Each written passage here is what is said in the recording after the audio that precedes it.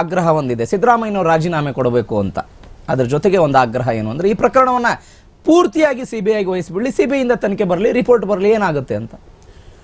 ನೋಡಿ, ಈಗ ನಾವಂತೂ ಫೇರ್ ಆಗಿ ಇನ್ವೆಸ್ಟಿಗೇಷನ್ ಮಾಡ್ತಾ ಇದ್ದೀವಿ. ಓಕೆ, ಸರ್ಕಾರದ ಪಾತ್ರ ಇಲ್ಲ ಅನ್ನುವಂಥದ್ದು ಜಗಜ್ಜಾಹಿರಾಗಿದೆ.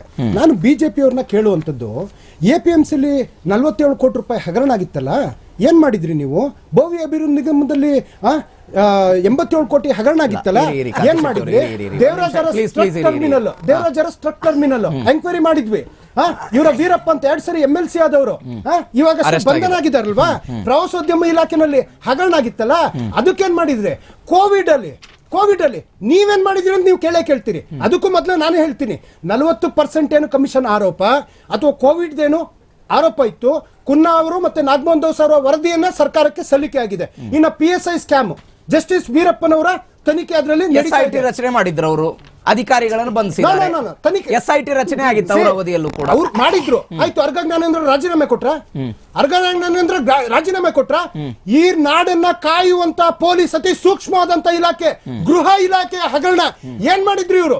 ಅವರು ಅಧಿಕಾರಿಗಳ ತಪ್ಪಿತ್ತು ಅಂತ, 500 ಕೋಟಿ ಹಗರಣ.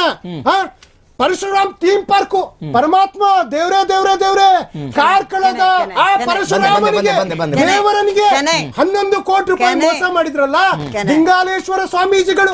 ಹಿಂದೂ ಧರ್ಮದಲ್ಲಿ ನಾವು ದೇವರ ಪ್ರತಿರೂಪ ನೋಡ್ತೀನಿ. 30% ಎಲ್ಲದಕ್ಕೂ ಒಂದೇ ಉತ್ತರ.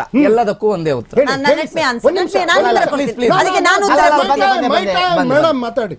ಒಂದೇ ಉತ್ತರ ಹೇಳಿ. ನಿಮ್ ಸರ್ಕಾರ ಇದೆ, 1 ವರ್ಷದಿಂದ ಹೇಳ್ತಾ ಬರ್ತಾ ಇದೀರಿ, ನಾವು ತನಿಖೆ ಮಾಡ್ತೀವಿ, ವರದಿ ಕೊಡ್ತೀವಿ, ಅರೆಸ್ಟ್ ಬೇಗ ಮಾಡಿ ಸ್ವಾಮಿ. ಬಿಜೆಪಿ ಅವರೇ ಇರಲಿ, JDS ಇರಲಿ, ಯಾರೇ ಇರಲಿ. ಆಮೇಲೆ ಇನ್ನೊಂದು ಪಾಯಿಂಟ್ ಸರ್, ಇವತ್ತು ಸದನ ನಡೀತಲ್ವಾ, ಸದನದಲ್ಲಿ ವಿರೋಧ ಪಕ್ಷದ ನಾಯಕರು ಯಾರಿದ್ದಾರೆ, ಅವರ ಬಿಹೇವಿಯರ್ ಹೇಗಿತ್ತು, ಸಭಾ ಮರ್ಯಾದೆ, ಸಭಾ ಗೌರವ ಅನ್ನುವಂಥದ್ದು ಅವ್ರಿಗೆ ಗೊತ್ತಿದೆಯಾ? ಎರಡನೇದು, ವಿಧಾನಸಭೆಯಲ್ಲಿ ಈ ಒಂದು ವಾಲ್ಮೀಕಿ ಹಗರಣವನ್ನ ಡಿಸ್ಕಷನ್ ತರಬೇಕು ಅಂತ ಒತ್ತಾಯ ಮಾಡಿದ್ರಲ್ವಾ? Yes, we had a commitment. ಈ ರಾಜ್ಯಕ್ಕೆ ನಾವು ಎಷ್ಟು ಶುದ್ಧ ಮತ್ತೆ ಸ್ವಚ್ಛ ಅಂತ ತೋರಿಸಲೇಬೇಕಿತ್ತು. ಡಿಸ್ಕಷನ್ಗೆ ಮುಕ್ತ ಅವಕಾಶ ಕೊಟ್ವಿ. ಬಿಜೆಪಿಯವರು ಮಾತಿನ ಭರಾಟೆಗಳನ್ನ, ಬಾಣಗಳನ್ನೆಲ್ಲ ಬಿಟ್ರು. ಕೊನೆಗೆ ಇವತ್ತು ಉತ್ತರ ಕೊಡೋ ಸಂದರ್ಭ ಯಾವ್ಯಾವ ರೀತಿ ಅವರು ನಾಟಕಗಳನ್ನ ಮಾಡಿದ್ರು. ಕೇಂದ್ರದಲ್ಲಿ ನರೇಂದ್ರ ಮೋದಿ ಮಾತನಾಡುವಾಗ ನಿಮ್ಮ ಇಂಡಿಯಾ ಮೈತ್ರಿಕೂಟದವರು ಏನ್ ಮಾಡಿದ್ರು? ನಾವಂತೂ ಅವಕಾಶ ಕೊಟ್ಟಿದ್ದೀವಿ. ನರೇಂದ್ರ ಮೋದಿ ಅವರು ಮಾತಾಡಿದ್ದಾರೆ, ಆಯ್ತಾ? ರಾಹುಲ್ ಗಾಂಧಿ ಮಾತನಾಡುವಾಗಲೂ ಅವಕಾಶವನ್ನು ಕೊಟ್ಟಿದ್ರಪ್ಪ. ಹೌದು, ಒಂದ್ ಸೆಕೆಂಡ್ ರಾಷ್ಟ್ರಪತಿಗಳ ವಂದನಾ ನಿರ್ಣಯದ ಮೇಲೆ ನರೇಂದ್ರ ಮೋದಿ ಮಾತನಾಡುವಾಗ ವಿಪಕ್ಷಗಳು ಏನಂತ ಕೇಕೆ ಹೊಡೆದ್ರು? ಕೇಳ್ತಾರೆ. ಆಗಿರ್ತಕ್ಕಂಥ ಎಸ್, ಬಟ್ ನಾವು ಪ್ರಶ್ನೆಗೆ ಉತ್ತರ ಕೊಟ್ಟಿದ್ದೀವಿ. ಮತ್ತಿನ್ನೊಂದು ಸರ್, ಒಬ್ಬೊಬ್ಬ ಶಾಸಕ ಕಣ್ಣಲ್ಲಿ ನೀರು, ಅವರ ಕ್ಷೇತ್ರಗಳನ್ನ ನೆಂದು ಇವತ್ತು ಕ್ವಶನ್ ಆನ್ಸರ್ ಟೈಮ್ ನಲ್ಲಿ ಒಬ್ಬ ಹೇಳ್ತಾನೆ, ಅಲ್ಲಿ ಎಷ್ಟು ಮನೆಗಳು ಬಿದ್ದಿದೆ, ಎಷ್ಟು ಗುಡ್ಡ ಕುಸ್ತಿದೆ, ಎಷ್ಟು ರಸ್ತೆಗಳು ಹಾಳಾಗಿದೆ, ಅಲ್ಲಿ ದನ ಕರುಗಳು, ಜಾನುವಾರು, ಜನರು ಎಲ್ಲರಿಗೂ ತೊಂದರೆ ಆಗಿದೆ, ದಯವಿಟ್ಟು ಅಂತ ಸ್ಪೀಕರ್ ಮುಂದೆ ಮುಖ್ಯಮಂತ್ರಿಗಳಿಗೆ ಮನವಿ ಮಾಡೋ ಸಂದರ್ಭದಲ್ಲಿ ಬಿಜೆಪಿನವರು ಎಂತ ಹೃದಯಹೀನರು? ಯಾಕೆ ಅವರ ಕ್ಷೇತ್ರಗಳಲ್ಲಿ ತೊಂದರೆಗಳಾಗಿಲ್ವಾ? ಅವರಿಗೆ ಮನಸ್ಸಿಲ್ವಾ? ದರ್ಶನ್ ಅವರೇ, ಯಾಕೆ ಅಷ್ಟೊಂದು ಎಕ್ಸೈಟ್ ಆಗ್ತಾ ಇದ್ದೀರಾ? ಯಾಕೆ ಅಷ್ಟೊಂದು ತಲೆ ಮೇಲೆ ಬಿದ್ದಂಗೆ ಮಾತಾಡ್ತಿದ್ದೀರಾ? ಒಂದು ರಿಯಾಲಿಟಿ ಏನಂದ್ರೆ ಎವಿಡೆಂಟ್ ಜನರಿಗೆ ಗೊತ್ತಾಗ್ತಿದೆ. ಯಾಕೆ ನೋಡಿ, ಸಿಂಪಲ್, ನಿಮ್ಮ ಹತ್ರ ಹಗರಣ ಆಗಿದೆ, ನೀವು ಒಪ್ಕೊಂಡಿದ್ದೀರಾ. ಆ ಹಗರಣನ ಪಕ್ಕಕ್ಕೆ ಇಟ್ಬಿಟ್ಟು ರಾಜ್ಯದ ಜನತೆ ಬಗ್ಗೆ, ಪ್ರಾಬ್ಲಮ್ಗಳ ಬಗ್ಗೆ ಡಿಸ್ಕಸ್ ಮಾಡಿ.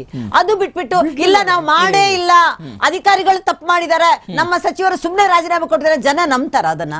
ಇರೋ ವಿಷಯನ ನೋಡಿ, ಮೊದಲು ಆವಾಗಲೇ ನಾನು ಹೇಳಿದೆ, ಮತ್ತೊಮ್ಮೆ ಹೇಳ್ತೀನಿ, ಎಲ್ಲೂ ಈಗ ಲೆಜರ್ ಅಲ್ಲಿ ಬರೆಯುವುದಲ್ಲ, 1 ರೂಪಾಯಿನೂ ಅಕೌಂಟಬಿಲಿಟಿ ಇದೆ, 1 ರೂಪಾಯಿನೂ ಮೋಸ ಆಗಿರೋದು ಎವಿಡೆಂಟ್ ಆಗಿ ಕಾಣ್ತಾ ಇದೆ. ಈಗ್ಲಾದ್ರೂ SITಗೆ ಸ್ವತಂತ್ರವಾಗಿ ಕೊಡಿ. ಈಗ್ಲಾದ್ರೂ ನಾನು ಹೇಳುದಿಷ್ಟೇ ನೋಡಿ, ಅವ್ರಿಗೆ ಗೊತ್ತಿದೆ, ಎವಿಡೆಂಟ್ ಆಗಿ ಗೊತ್ತಾಗ್ತಿದೆ, ಎಲ್ಲ ತಿಳಿತಾ ಇದೆ ಇದು ಆಗಿದೆ ಅಂತ.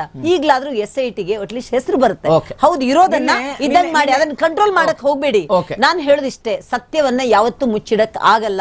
ನಾವು ಏನೋ ಮೈಯೆಲ್ಲಾ ಪರಿಸ್ಕೊಂಡ್ರಂತ, ನೀವು ಮೈಯೆಲ್ಲಾ ಪರಿಸ್ಕೊಳ್ಳಿ, ಏನೇ ಮಾತಾಡ್ಲಿ, ಏನ್ ಮಾತಾಡಿದ್ರು 2+2 4 ಆಗುತ್ತೆ. ಅದನ್ನ 5 ಮಾಡಕ್ ಹೋಗ್ಬೇಡಿ, ಅಥವಾ ನಾವು ಮಾಡಿಲ್ಲ ಅಂತ ಹೇಳ್ಬೇಡಿ. ಮಾಡಿರೋದು ನಿಜ, ತಪ್ಪು ಮಾಡಿರೋದು ನಿಜ, ದುಡ್ಡು ಕದ್ದಿರೋದು ನಿಜ. ಒಂದಲ್ಲ ಎರಡಲ್ಲ, ಎಲ್ಲಾ ಇಲಾಖೆಯಲ್ಲೂ ದುಡ್ಡುಗಳನ್ನು ಕದ್ದಿದ್ದೀರಾ, ಅದನ್ನು ಒಪ್ಕೊಳ್ಳಿ. ಈ ರಾಜ್ಯದ ಜನರಿಗೆ ಮೋಸ ಮಾಡಿ 40% ಅಂತ ಅಧಿಕಾರಕ್ಕೆ ಬಂದ್ರಿ.